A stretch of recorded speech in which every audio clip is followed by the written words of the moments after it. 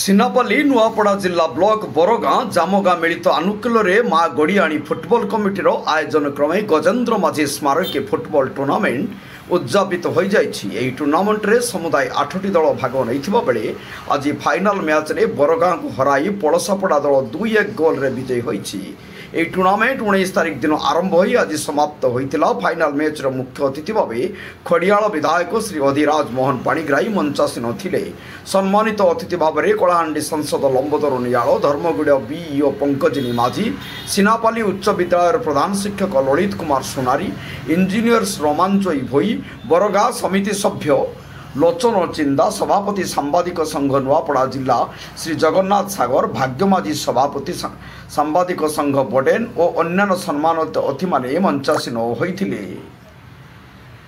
नुआपड़ारू परमेश्वर मेहर रिपोर्ट, जनता एक्सप्रेस।